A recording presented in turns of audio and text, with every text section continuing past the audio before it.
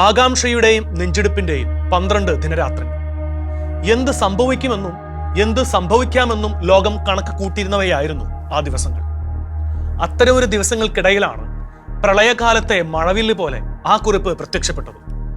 ദൈവം ഇസ്രായേലിനെ അനുഗ്രഹിക്കട്ടെ, ദൈവം ഇറാനെ അനുഗ്രഹിക്കട്ടെ, ദൈവം മധ്യപൂർവ്വ ദേശത്തെ അനുഗ്രഹിക്കട്ടെ, ദൈവം US-നെ അനുഗ്രഹിക്കട്ടെ, ദൈവം ലോകത്തെ അനുഗ്രഹിക്കട്ടെ. അമേരിക്കൻ പ്രസിഡന്റ് ഡൊണാൾഡ് ട്രംപ് സാമൂഹ്യ മാധ്യമത്തിൽ കുറിച്ച ഏതാനും വരികളായിരുന്നു ഇത്.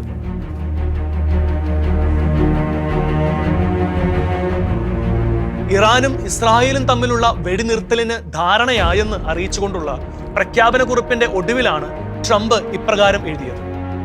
വെടിനിർത്തലിനു വേണ്ടി ഇറാനും ഇസ്രായേലും തന്നെ സമീപിക്കുകയായിരുന്നുവെന്ന് ട്രംപ് അവകാശപ്പെട്ടപ്പോൾ ഖത്തർ പ്രധാനമന്ത്രി ഷെയ്ഖ് മുഹമ്മദ് ബിൻ അബ്ദുൽ റഹ്മാൻ അൽ ഥാനിയുടെ മധ്യസ്ഥതയിലാണ് വെടിനിർത്തൽ നടന്നതെന്ന് മറ്റു ചില റിപ്പോർട്ടുകളും പറയുന്നുണ്ട്.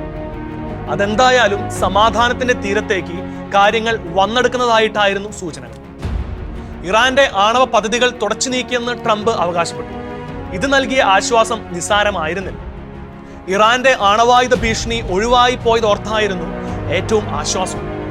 അതോടെ ലോകം മുഴുവനുമുള്ള സമാധാനകാംക്ഷികൾ ദീർഘമായി നിശ്വസിച്ചു.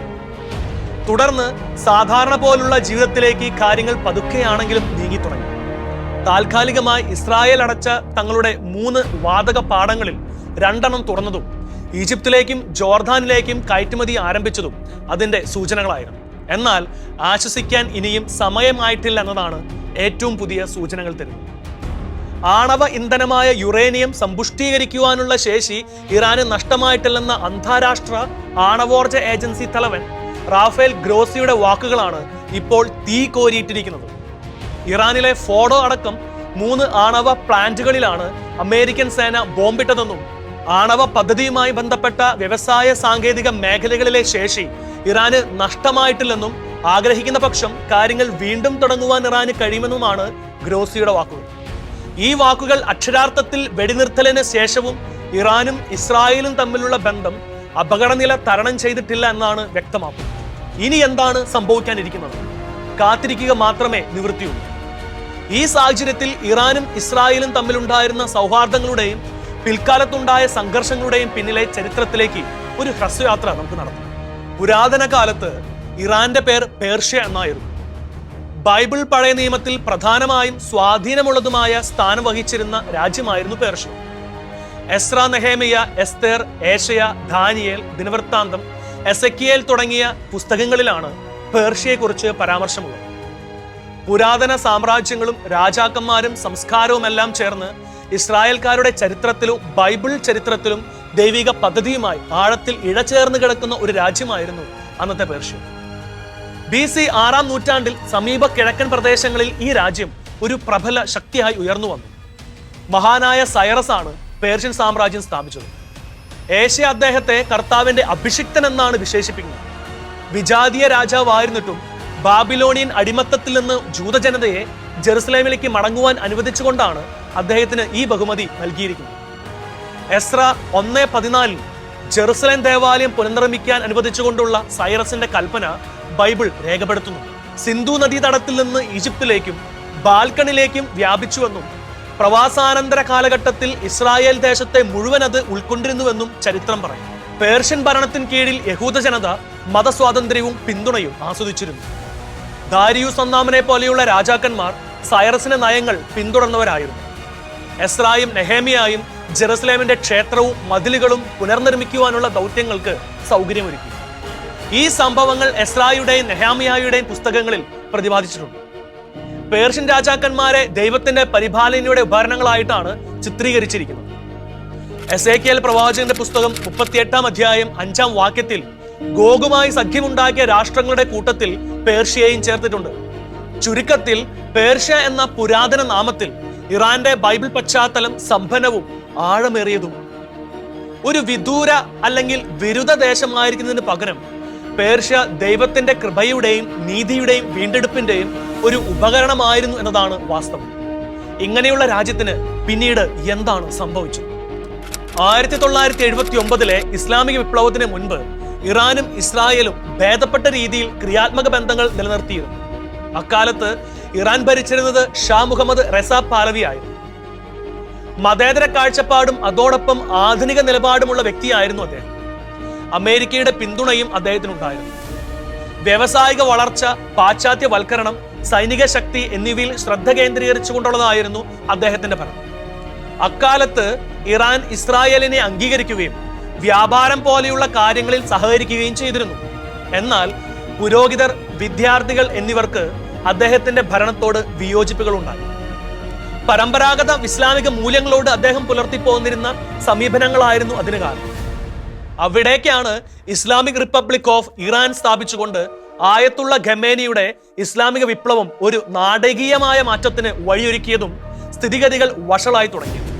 1960-കൾ മുതൽ ഷിയ ഇസ്ലാമിക പണ്ഡിതനും പുരോഹിതനുമായ ആയത്തുള്ള ഖമേനി ഷായുടെ കടുത്ത വിമർശകനായിരുന്നു.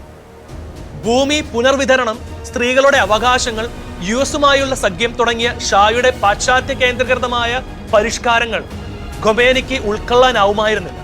1964-ൽ ഖമേനിയെ നാട് കടത്തിയെങ്കിലും വിദേശത്ത് നിന്ന് ഇറാനിലേക്ക് പ്രസംഗങ്ങളിലൂടെയും കാസറ്റ് റെക്കോർഡിങ്ങളിലൂടെയും അദ്ദേഹം ഭരണകൂടത്തിനെതിരെ ശക്തമായ വികാരം ഇളക്കിവിട്ടു. 1979-ൽ ഷായുടെ ഭരണത്തിന്റെ തകർച്ചയ്ക്ക് ശേഷം ഇറാനിലേക്ക് മടങ്ങിയെത്തുമ്പോഴേക്കും ഖമേനി ഒരു ദേശീയ നായകനായി മാറിക്കഴിഞ്ഞിരുന്നു.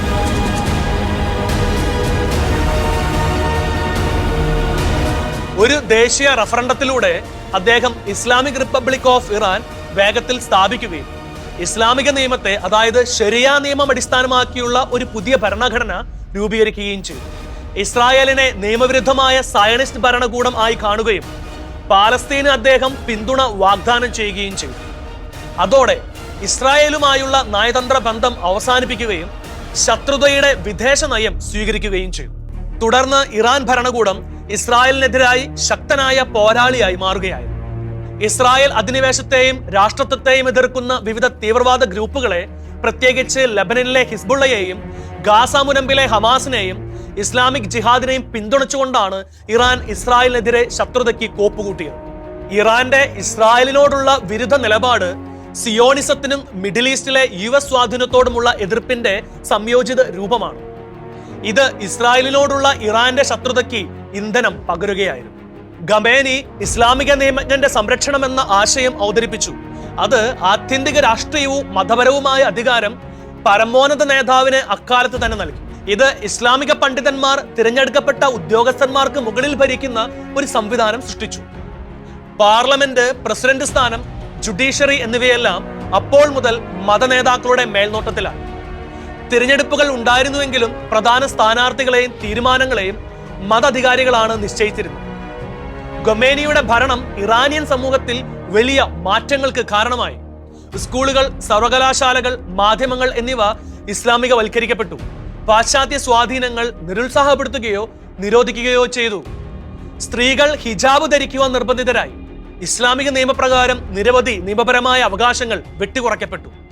സംസാര സ്വാതന്ത്ര്യത്തിനും പത്രസ്വാതന്ത്ര്യത്തിനും പരിമിതികൾ ഉണ്ടായി. രാഷ്ട്രീയ വിയോജിപ്പുകൾ കഠിനമായി ശിക്ഷിക്കപ്പെട്ടു. മുസ്ലിങ്ങൾ അല്ലാത്തവർ, പ്രത്യേകിച്ച് ബഹായികൾ, വിവേചനവും പീഡനവും നേരിട്ടു. ഖമേനിയുടെ ഭരണം സമ്പദ് വ്യവസ്ഥയിൽ പ്രതിസന്ധി സൃഷ്ടിച്ചു. വിപ്ലവത്തിന് ശേഷം വൈദഗ്ധ്യമുള്ള നിരവധി പ്രൊഫഷണലുകൾ പലായനം ചെയ്തു. വ്യവസായങ്ങളുടെയും ബാങ്കുകളുടെയും ദേശസാൽക്കരണം കാര്യക്ഷമതയില്ലായ്മയ്ക്കും അഴിമതിക്കും കാരണമായി. കൂടാതെ ഇറാൻ ഇറാഖ് യുദ്ധത്തിൽ ഇറാന്റെ സമ്പദ് വ്യവസ്ഥ വളരെയധികം ബുദ്ധിമുട്ടിലായി. ഖമേനിയുടെ ഭരണത്തിന്റെ ഏറ്റവും വലിയ പ്രത്യാഘാതങ്ങളിൽ ഒന്ന് പടിഞ്ഞാറുമായുള്ള, പ്രത്യേകിച്ച് അമേരിക്കയുമായുള്ള ബന്ധം വിച്ഛേദിച്ചതായിരുന്നു. 1979-ൽ ഇറാനിയൻ വിദ്യാർത്ഥികൾ ടെഹ്റാനിലെ US എംബസി ആക്രമിക്കുകയും 52 അമേരിക്കൻ നയതന്ത്രജ്ഞരെ 444 ദിവസത്തേക്ക് ബന്ദികളാക്കുകയും ചെയ്തു. ഖമേനി മുസ്ലിം ലോകമെമ്പാടും ഇസ്ലാമിക വിപ്ലവം കയറ്റുമതി ചെയ്യുന്നത് പ്രോത്സാഹിപ്പിച്ചു. ഇത് സുന്നി ഭൂരിപക്ഷ രാജ്യങ്ങളെയും പാശ്ചാത്യ ശക്തികളെയും ഭയപ്പെടുത്തി. ഇറാൻ ഒറ്റപ്പെട്ടതാണെങ്കിലും സ്വാധീന ശക്തിയുള്ളതായി മാറുകയായിരുന്നു. ലബനോനിലെ ഹിസ്ബുള്ള പോലെയുള്ള പ്രസ്ഥാനങ്ങളെയും ഇറാഖിലെയും സിറിയയിലെയും ഷിയ ഗ്രൂപ്പുകളെയും ഇറാൻ പിന്തുണച്ചു. 1989-ൽ ഖമേനി മരിച്ചുവെങ്കിലും അദ്ദേഹത്തിന്റെ ആശയങ്ങളും പ്രത്യയ ശാസ്ത്രവും ഇറാനെ രൂപപ്പെടുത്തുന്നത് ഇന്നും തുടർന്നുകൊണ്ടിരിക്കുന്നു. സിറിയയിലെ ഇറാന്റെ സൈനിക സാന്നിധ്യവും അതിന്റെ ബാലിസ്റ്റിക് മിസൈൽ പദ്ധതിയും ഇസ്രായേലിന്റെ സുരക്ഷാ ആസൂത്രകരെ ആശങ്കാകുലരാക്കിയിട്ടുണ്ട്. സായുധ ഗ്രൂപ്പുകൾക്കും ആണവ താൽപര്യങ്ങൾക്കും ഇറാൻ നൽകുന്ന പിന്തുണയെ ഇസ്രായേൽ തങ്ങളുടെ നിലനിൽപ്പിന് ഗുരുതരമായ ഭീഷണിയായി കാണും. ലബനനിലെ ഹിസ്ബുള്ള, ഇറാഖിലെ ഷിയ മിലീഷ്യകൾ, സിറിയയിലെ അസാദ് ഭരണകൂടം, യമനിലെ ഹൂതികൾ എന്നിവ ഉൾപ്പെടുന്ന ശക്തമായ ഒരു ഗ്രൂപ്പിനെ ഇറാൻ ഇസ്രായേലിനെതിരെ വികസിപ്പിച്ചെടുത്തിട്ടുണ്ട്. ഈ സഖ്യകക്ഷികളിലൂടെ ഇറാൻ ഇസ്രായേൽ താൽപര്യങ്ങളെ വെല്ലുവിളിക്കുകയും അറബ് ലോകമെമ്പാടും സ്വാധീനം നിലനിർത്തുകയും ചെയ്യും. ഇറാന്റെ ഏറ്റവും അടുത്തതും അപകടകാരിയുമായ ഹിസ്ബുള്ള ഇസ്രായേലുമായി ഇതിനകം ഒന്നിലധികം യുദ്ധങ്ങൾ നടത്തിയിട്ടുണ്ട്. ഇറാൻ ഗാസയിൽ ഹമാസിനും ഇസ്ലാമിക് ജിഹാദിനും ധനസഹായം നൽകുകയും ആയുധങ്ങൾ നൽകുകയും ചെയ്യുന്നുണ്ട്. ഇത് ഇസ്രായേലിലേക്ക് മിസൈൽ ആക്രമണം നടത്തുവാൻ അവരെ സന്നദ്ധരാക്കുന്നു. സിറിയയിൽ ഇറാൻ സൈനിക ഉപദേഷ്ടാക്കളെ വിന്യസിക്കുകയും ഇസ്രായേലിന്റെ അതിർത്തികൾക്ക് സമീപം താവളങ്ങൾ നിർമ്മിക്കുകയും ചെയ്തിട്ടുണ്ട്. ഇവയെല്ലാം ഇറാനിയൻ അധിനിവേശം തടയുവാൻ ലക്ഷ്യമിട്ടുള്ള ഇസ്രായേലിന്റെ വ്യോമാക്രമണങ്ങൾക്ക് കാരണമായി. ഈ നിഴൽ യുദ്ധം സൈബർ ഇടത്തിലേക്കും വ്യാപിക്കുന്നതാണ് പിന്നീട് കണ്ടത്. ഇറാന്റെ ആണവ സൗകര്യങ്ങൾ തകർക്കുവാൻ ഇസ്രായേൽ പ്രശസ്തമായ സ്റ്റാക്സ് നെറ്റ് വൈറസ് പോലെയുള്ള സൈബർ ആക്രമണങ്ങൾ ഉപയോഗിച്ചതായി റിപ്പോർട്ടുണ്ട്. ഇറാൻ ഇസ്രായേലിലെ ജലസംവിധാനങ്ങൾ, ബാങ്കുകൾ, ഊർജ്ജ ഗ്രിഡുകൾ എന്നിവയിൽ സൈബർ ആക്രമണത്തിന് ശ്രമിച്ചതായും റിപ്പോർട്ടുകളുണ്ട്. ഇസ്രായേലിനെതിരെ ഇറാൻ ഇത്തരത്തിലുള്ള ആക്രമണങ്ങളുമായി മുന്നോട്ട് പോകുമ്പോൾ ഇറാന്റെ ഇപ്പോഴത്തെ സ്ഥിതിയെക്കുറിച്ച് കൂടി നാം അറിഞ്ഞിരിക്കേണ്ടതുണ്ട്. ഒരു കാലത്ത് മധ്യപൂർവ്വ ദേശത്തെ നാഗരികതയുടെയും ശക്തിയുടെയും ഒരു പ്രധാന കേന്ദ്രമായിരുന്ന ഇസ്ലാമിക് റിപ്പബ്ലിക് ഓഫ് ഇറാൻ ഇന്ന് കടുത്ത ആഭ്യന്തര സമ്മർദ്ദങ്ങളിലൂടെയാണ് കടന്നുപോയിക്കൊണ്ടിരിക്കുന്നത്. ഇറാന്റെ നിലവിലെ സാഹചര്യം സാമ്പത്തിക ബുദ്ധിമുട്ടുകൾ, രാഷ്ട്രീയ സ്വേച്ഛാധിപത്യം, അന്താരാഷ്ട്ര ഉപരോധങ്ങൾ, സാമൂഹിക അശാന്തി എന്നിവയുടേതാണ്. കഴിഞ്ഞ ദശകത്തിൽ, പ്രത്യേകിച്ച് 2018 US ഉപരോധങ്ങൾ വീണ്ടും ഏർപ്പെടുത്തിയതിനു ശേഷം ഇറാൻ വർദ്ധിച്ചു വരുന്ന സാമ്പത്തിക ബുദ്ധിമുട്ടുകൾ നേരിടുന്നുണ്ട്. ഇത് രാജ്യത്തിനുള്ളിൽ പിരിമുറുക്കങ്ങൾ വർദ്ധിപ്പിക്കുകയും അതിന്റെ വിദേശ ബന്ധങ്ങളെ, പ്രത്യേകിച്ച് പടിഞ്ഞാറൻ രാജ്യങ്ങളുമായും അയൽ ഗൾഫ് രാജ്യങ്ങളുമായുള്ള ബന്ധത്തെയും ദോഷകരമായി ബാധിക്കുകയും ചെയ്തിട്ടുണ്ട്. സമീപ വർഷങ്ങളിൽ ഇറാനിലെ രാഷ്ട്രീയ അന്തരീക്ഷം കൂടുതൽ സ്വേച്ഛാധിപത്യപരമായി വളർന്നിരിക്കുന്നു. കടുത്ത നിലപാടുള്ള ഇബ്രാഹിം റൈസിയെ അധികാരത്തിലെത്തിച്ച 2021 പ്രസിഡന്റ് തെരഞ്ഞെടുപ്പിൽ വളരെ കുറഞ്ഞ വോട്ടർമാരുടെ പങ്കാളിത്തമേ ഉണ്ടായിരുന്നുള്ളൂ. ഇത് യഥാർത്ഥ തെരഞ്ഞെടുപ്പിന്റെ അഭാവമുണ്ടെന്ന ആരോപണങ്ങൾ ഉയർത്തിയിരുന്നു. പരമോന്നത നേതാവിന്റെ ശക്തമായ പിന്തുണയുള്ള റൈസിയുടെ ഭരണകൂടം അധികാരം കൂടുതൽ കേന്ദ്രീകരിക്കുകയും വിയോജിപ്പുകളെ നിശബ്ദമാക്കുകയും ചെയ്തു. പത്രപ്രവർത്തകർ, ആക്ടിവിസ്റ്റുകൾ, പ്രതിപക്ഷ ശബ്ദങ്ങൾ എന്നിവയ്ക്കെതിരായ നടപടികൾ കൂടുതൽ സാധാരണമായി തീർന്നിരിക്കുന്നു. ഇന്റർനെറ്റ് സെൻസർഷിപ്പ് അഭൂതപൂർവമായ തലങ്ങളിലെത്തി. കർശനമായ ഹിജാബ് നിയമങ്ങൾ ലംഘിച്ചു എന്നാരോപിച്ച് സദാചാര പോലീസ് അറസ്റ്റ് ചെയ്ത മഹസ അമിനി എന്ന യുവതിയുടെ മരണത്തെ തുടർന്ന് 2022-23 കാലഘട്ടങ്ങളിൽ നടന്ന സ്ത്രീ ജീവിതം, സ്വാതന്ത്ര്യം പ്രതിഷേധങ്ങളാണ് ഏറ്റവും നിർണായകമായ സമീപകാല രാഷ്ട്രീയ പ്രസ്ഥാനങ്ങളിലും. പ്രതിഷേധങ്ങൾ ക്രൂരമായി അടിച്ചമർത്തപ്പെട്ടു. 100 കണക്കിന് പേർ കൊല ചെയ്യപ്പെടുകയും 1000 കണക്കിന് പേർ അറസ്റ്റ് ചെയ്യപ്പെടുകയും ചെയ്തു. അന്താരാഷ്ട്ര ഉപരോധങ്ങൾ, അഴിമതി, കെടുകാര്യസ്ഥത എന്നിവ മൂലം ഇറാൻ സമ്പദ് വ്യവസ്ഥ ഗുരുതരമായി ദുർബലപ്പെട്ടു. 2015 ആണവ കരാറിൽ നിന്ന് 2018 ട്രംപ് ഭരണകൂടം ഏകപക്ഷീയമായി പിന്മാറിയതിനു ശേഷം ഇറാന്റെ എണ്ണ കയറ്റുമതി, ബാങ്കിംഗ് മേഖല, വിദേശ കരുതൽ ശേഖരം എന്നിവ ലക്ഷ്യമിട്ട ഉപരോധങ്ങൾ പുനഃസ്ഥാപിച്ചു. തൽഫലമായി പണപ്പെരുപ്പം കുതിച്ചുയർന്നു. ദേശീയ കറൻസിയായ റിയാലിന്റെ മൂല്യം നഷ്ടപ്പെട്ടു. തൊഴിലില്ലായ്മ നിരക്ക് കുതിച്ചുയർന്നു. ഇറാനിലെ ജനസംഖ്യയുടെ വലിയൊരു ഭാഗമായ യുവാക്കൾ ഇന്ന് നിരാശരാണ്. പലരും വിദ്യാസമ്പന്നരാണെങ്കിലും തൊഴിലില്ലാത്തവരാണ്. സാമ്പത്തിക പരിമിതികളും സാമൂഹിക യാഥാസ്ഥിതികതയും കൊണ്ട് അവരുടെ ജീവിതങ്ങൾ പരിമിതപ്പെട്ടിരിക്കുന്നു. മയക്കുമരുന്നാസക്തി, ആത്മഹത്യാ നിരക്ക്, വൈദഗ്ധ്യമുള്ള വ്യക്തികളുടെ കുടിയേറ്റം എന്നിവ ഇറാനെ വലിയ സമ്മർദ്ദത്തിലാക്കിയിട്ടുണ്ട്. റിപ്പോർട്ടുകൾ പ്രകാരം മെച്ചപ്പെട്ട അവസരങ്ങളും വ്യക്തി സ്വാതന്ത്ര്യവും തേടി എല്ലാ വർഷവും 10,000 കണക്കിന് യുവജനങ്ങൾ ഇറാൻ വിട്ടുപോകുന്നു. പ്രതിരോധ സമ്പദ് വ്യവസ്ഥ പ്രോത്സാഹിപ്പിച്ചും ചൈന, റഷ്യ, വെനസ്വല തുടങ്ങിയ ബദൽ വ്യാപാര പങ്കാളികളിലേക്ക് തിരിഞ്ഞും ഇറാനിയൻ സർക്കാർ പ്രതിസന്ധി കൈകാര്യം ചെയ്യാൻ ശ്രമിച്ചു. എന്നിരുന്നാലും ഈ ശ്രമങ്ങൾക്ക് ഉപരോധങ്ങളുടെ ആഘാതം വേണ്ടത്ര നികത്തുവാൻ കഴിഞ്ഞിട്ടില്ല. ഭക്ഷണവും മരുന്നും ഉൾപ്പെടെയുള്ള അടിസ്ഥാന വസ്തുക്കൾ സാധാരണ ഇറാനികൾക്ക് കൂടുതൽ ചെലവേറിയതോ ദുർലഭമോ ആയി തീർന്നിരിക്കുന്നു. സമ്പത്ത് അസമത്വം വ്യക്തമാണ്. ഗ്രാമീണ ജനത വികസനമില്ലായ്മയും വിഭവങ്ങളുടെ അഭാവവും അനുഭവിക്കുന്നു. അഴിമതി ഒരു പ്രധാന പ്രശ്നമായി തുടരുന്നു. റവല്യൂഷണറി ഗാർഡ് കോർപ്സുമായി ബന്ധമുള്ള ശക്തരായ വരേണ്യവർഗം സമ്പദ് വ്യവസ്ഥയുടെ വലിയ ഭാഗങ്ങളെ നിയന്ത്രിക്കുന്നു. കള്ളക്കടത്ത്, കുത്തകകൾ, പ്രത്യേക കരാറുകൾ എന്നിവയിൽ നിന്ന് പ്രയോജനം നേടുന്നു. ഇത് ഭരണവർഗത്തിനും ശരാശരി പൗരനും ഇടയിലുള്ള വിടവ് വർദ്ധിപ്പിച്ചിട്ടുണ്ട്. ഇറാനിലെ സാമൂഹിക സംഘർഷം വർദ്ധിച്ചുകൊണ്ടിരിക്കുന്നു. ലിംഗ അസമത്വം, ആവിഷ്കാര സ്വാതന്ത്ര്യമില്ലായ്മ, നിർബന്ധിത മതപരമായ ആചാരങ്ങൾ, തൊഴിലില്ലായ്മ തുടങ്ങിയ വിഷയങ്ങളാണ് പൊതുജനങ്ങളുടെ അതൃപ്തിയുടെ കേന്ദ്രബിന്ദു. ലിംഗാധിഷ്ഠിത പ്രശ്നങ്ങൾക്ക് പുറമെ കുർദുകൾ, ബലൂച്ച്, അഹ്വാസി അറബികൾ ഉൾപ്പെടെയുള്ള വംശീയ ന്യൂനപക്ഷങ്ങൾ, വിവേചനം, പരിമിതമായ രാഷ്ട്രീയ പ്രാതിനിധ്യം, അക്രമാസക്തമായ അടിച്ചമർത്തൽ എന്നിവയെ നേരിടുന്നു. ഈ ഗ്രൂപ്പുകൾ പലപ്പോഴും ദരിദ്ര പ്രദേശങ്ങളിലാണ് താമസിക്കുന്നത്. ഇറാന്റെ വിദേശ നയം പ്രത്യേകിച്ച് Israel, Saudi Arabia, United States എന്നിവയുമായി ഏറ്റുമുട്ടൽ നിറഞ്ഞതായി തുടരുന്നു. ലബനോണിലെ ഹിസ്ബുള്ള, യമനിലെ ഹൂത്തികൾ, ഇറാഖിലെയും സിറിയയിലെയും വിവിധ ഷിയ മിലീഷ്യകൾ എന്നിവയുൾപ്പെടെ മിഡിൽ ഈസ്റ്റിൽ ഉടനീളമുള്ള പ്രോക്സി മിലീഷ്യകളുമായും ഗ്രൂപ്പുകളുമായും അവർ ശക്തമായ ബന്ധം നിലനിർത്തുന്നു. ഇത് പ്രാദേശിക സംഘർഷങ്ങളിൽ ഇറാനെ സ്വാധീനിച്ചിട്ടുണ്ടെങ്കിലും അത് ഒറ്റപ്പെടുത്തുന്നതിനും കൂടുതൽ ഉപരോധങ്ങൾക്കും കാരണമായി മാറിയിട്ടുണ്ട്. റഷ്യയുമായുള്ള ഇറാന്റെ സഖ്യം പ്രത്യേകിച്ച് ഉക്രൈൻ യുദ്ധത്തിന്റെ പശ്ചാത്തലത്തിൽ കൂടുതൽ ശക്തമാണ്. ഇറാൻ റഷ്യക്ക് ഡ്രോണുകൾ നൽകിയിട്ടുണ്ട്. ഇത് കൂടുതൽ പാശ്ചാത്യ അപലപനങ്ങൾക്കും ഉപരോധങ്ങളും ക്ഷണിച്ചു വരുത്തി. അതേസമയം വ്യാപാരാടിസ്ഥാന സൗകര്യ കരാറിലൂടെ ചൈനയുമായുള്ള ബന്ധം ശക്തിപ്പെടുത്തുവാനും ഇറാൻ ശ്രമിക്കുന്നുണ്ട്. ചൈനയുടെ ബെൽറ്റ് ആൻഡ് റോഡ് സംരംഭത്തിന്റെ പ്രധാന ഭാഗമായി സ്വയം സ്ഥാനം പിടിക്കുന്നു. ഇറാൻ ഇന്ന് ഒരു നിർണായക ഘട്ടത്തിലാണ്. എതിർപ്പുകളെ സർക്കാർ തുടർച്ചയായി അടിച്ചമർത്തുന്നതും വിദേശത്ത് അതിന്റെ ഏറ്റുമുട്ടൽ നിലപാടും അതിനെ കൂടുതൽ ഒറ്റപ്പെടുത്തുകയും ആന്തരികമായി അസ്ഥിരമാക്കുകയും ചെയ്തുകൊണ്ടിരിക്കുന്നു. ഇറാന്റെ ഭാവി അതിന്റെ നേതൃത്വത്തിന് അതിന്റെ ജനങ്ങളുടെ ന്യായമായ അഭിലാഷങ്ങളോട് പ്രതികരിക്കാൻ കഴിയുമോ, ആഗോള സമൂഹവുമായി ക്രിയാത്മകമായി ഇടപഴകുവാൻ കഴിയുമോ, അതിന്റെ രാഷ്ട്രീയ സാമ്പത്തിക വ്യവസ്ഥകളിലെ ഘടനാപരമായ പിഴവുകൾ പരിഹരിക്കാൻ കഴിയുമോ എന്നതിനെ ആശ്രയിച്ചിരിക്കുന്നു. അതുവരെ ഭരണകൂട നിയന്ത്രണവും സാമൂഹിക സ്വാതന്ത്ര്യത്തിനുമായുള്ള ആവശ്യവും തമ്മിലുള്ള സംഘർഷം ആധുനിക ഇറാന്റെ കേന്ദ്ര പോരാട്ടമായി തുടരും. ഇറാൻ ഇസ്രായേൽ സംഘർഷം ആധുനിക മിഡിൽ ഈസ്റ്റിലെ ഏറ്റവും നിലനിൽക്കുന്നതും അപകടകരവുമായ മത്സരങ്ങളിൽ ഒന്നാണ്. രണ്ട് രാജ്യങ്ങളും ഭൂമിശാസ്ത്രപരമായി അകലെയാണെങ്കിലും ഒരു പൊതു അതിർത്തി ഇല്ലെങ്കിലും അവരുടെ രാഷ്ട്രീയ പ്രത്യയശാസ്ത്ര സൈനിക ശത്രുതകൾ പതിറ്റാണ്ടുകളായി പ്രാദേശിക ഭൂരാഷ്ട്രീയത്തെ ആഴത്തിൽ സ്വാധീനിച്ചിട്ടുണ്ട്. മതപരവും രാഷ്ട്രീയവുമായ പ്രത്യയശാസ്ത്രങ്ങൾ, മത്സരിക്കുന്ന പ്രാദേശിക അഭിലാഷങ്ങൾ, ആണവ ഭയങ്ങൾ, പ്രോക്സി യുദ്ധങ്ങൾ എന്നിവയിൽ സംഘർഷം വേരൂന്നിയതാണ്. പരമ്പരാഗത യുദ്ധങ്ങളിൽ നിന്ന് വ്യത്യസ്തമായി ഇറാൻ ഇസ്രായേൽ സംഘർഷം നേരിട്ടുള്ള സൈനിക ഏറ്റുമുട്ടലിലൂടെയല്ല, പരോക്ഷ യുദ്ധം, സൈബർ പ്രവർത്തനങ്ങൾ, കൊലപാതകങ്ങൾ, സായുധ ഗ്രൂപ്പുകൾക്കുള്ള പിന്തുണ എന്നിവയിലൂടെയാണ് വികസിക്കുന്നത്. ജൂൺ 13 മുതൽ ഇറാൻ ഇസ്രായേലിലേക്ക് നടത്തിയത് 532 മിസൈൽ ആക്രമണങ്ങളായിരുന്നു. ഇതിൽ 28 പേർ കൊല്ലപ്പെട്ടുവെന്ന് ഇസ്രായേൽ മാധ്യമമായ ഹാരറ്റ്സ് പറയുന്നു. സംഘർഷത്തിന്റെ ഏറ്റവും ആശങ്കാജനകമായ വശങ്ങളിൽ ഒന്നാണ് ഇറാന്റെ ആണവ പദ്ധതി.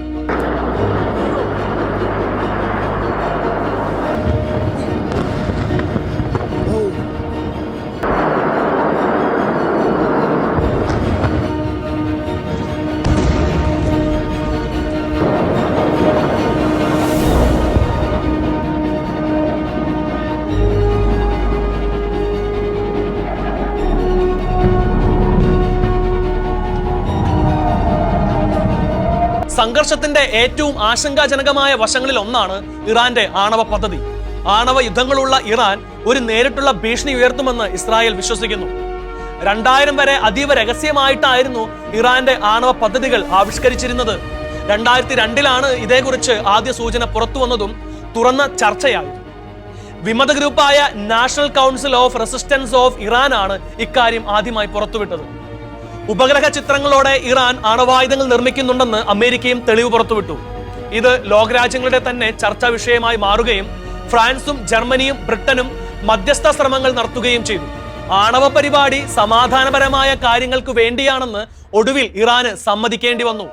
അത് മുഖവിലക്കെടുക്കുവാൻ മറ്റു രാജ്യങ്ങൾ തയ്യാറായിട്ടുമില്ല. തുടർന്നാണ് ഇറാനുമേൽ സാമ്പത്തിക ഉപരോധങ്ങൾ ഏർപ്പെടുത്തിയത്. 2025 ഫെബ്രുവരിയിൽ ഇറാനിലെ ശാസ്ത്രജ്ഞരുടെ രഹസ്യ സംഘം ആണവായുധം നിർമ്മിക്കുവാൻ ആസൂത്രണം ചെയ്തുകൊണ്ടിരിക്കുകയാണെന്ന് US ഇന്റലിജൻസിന് വിവരം ലഭിച്ചിരുന്നു. ഇറാന് ആണവായുധങ്ങൾ ലഭിച്ചാൽ മിഡിൽ ഈസ്റ്റിനെയും സമീപ പ്രദേശങ്ങളെയും വലിയ തോതിൽ അസ്ഥിരപ്പെടുത്തുമെന്ന കാര്യത്തിൽ തർക്കമൊന്നുമില്ല. ഇത് ഏറ്റവും പ്രതികൂലമായി ബാധിക്കുന്നത് ഇസ്രായേലിനെ തന്നെയാണ്. ഇത് മുൻകൂട്ടി കണ്ടുകൊണ്ടാണ് ഇസ്രായേൽ ആക്രമണത്തിന് മുതിർന്നത്. ഇറാനും 6 ശക്തികളും USA, UK, France, China, Russia, Germany മുതലായ രാജ്യങ്ങളും തമ്മിൽ ഒപ്പുവെച്ച JCPOA ഉപരോധ ഇളവുകൾക്ക് പകരമായി ഇറാന്റെ ആണവ പ്രവർത്തനങ്ങൾ തടയുക എന്ന ലക്ഷ്യത്തോടെയായിരുന്നു. എന്നിരുന്നാലും പ്രസിഡന്റ് ഡൊണാൾഡ് ട്രംപിന്റെ കീഴിൽ 2018 കരാറിൽ നിന്ന് US പിന്മാറിയതിനെ തുടർന്ന് ദ്രുതഗതിയിലുള്ള തകർച്ചയിലേക്ക് ഇത് നയിച്ചു. ഇറാൻ ഉയർന്ന തലത്തിലുള്ള യുറേനിയം സമ്പുഷ്ടീകരണം പുനരാരംഭിച്ചു. തങ്ങളുടെ ആണവ പദ്ധതി സമാധാനപരമായ ആവശ്യങ്ങൾക്കുള്ളതാണെന്ന് ഇറാൻ വാദിക്കുമ്പോൾ തന്നെ 2015 ആണവ കരാർ നിശ്ചയിച്ച പരിധിക്കപ്പുറം 400 കിലോഗ്രാമിലധികം യുറേനിയം ഇറാൻ ശേഖരിച്ചിട്ടുണ്ട്. ഇറാൻ ആണവായുധങ്ങൾ സ്വന്തമാക്കാൻ അനുവദിക്കില്ലെന്നും നയതന്ത്രം പരാജയപ്പെട്ടാൽ സൈനിക ബലപ്രയോഗം നടത്തുവാൻ തയ്യാറാണെന്നും ഇസ്രായേൽ ആവർത്തിച്ച് പ്രസ്താവിച്ചിട്ടുണ്ട്. ഇത് അമേരിക്കയെ ഉൾപ്പെടുത്തി മിഡിൽ ഈസ്റ്റിനെ മുഴുവൻ അസ്ഥിരപ്പെടുത്തുന്ന ഒരു വിശാലമായ യുദ്ധത്തെക്കുറിച്ചുള്ള ഭയം ഉയർത്തിയിട്ടുണ്ട്. അതുകൊണ്ട് തന്നെ ഇറാൻ ഇസ്രായേൽ സംഘർഷം വെറുമൊരു ദ്വിരാഷ്ട്രീയ പ്രശ്നമല്ല, മറിച്ച് മധ്യപൂർവേഷ്യൻ ഭൂരാഷ്ട്രീയത്തിലെ പ്രശ്നം കൂടിയാണ്. ഈ സംഘർഷം നിരന്തരമായി പിരിമുറുക്കത്തിന്റെയും അസ്ഥിരതയുടെയും അന്തരീക്ഷം സൃഷ്ടിച്ചിരിക്കുന്നു.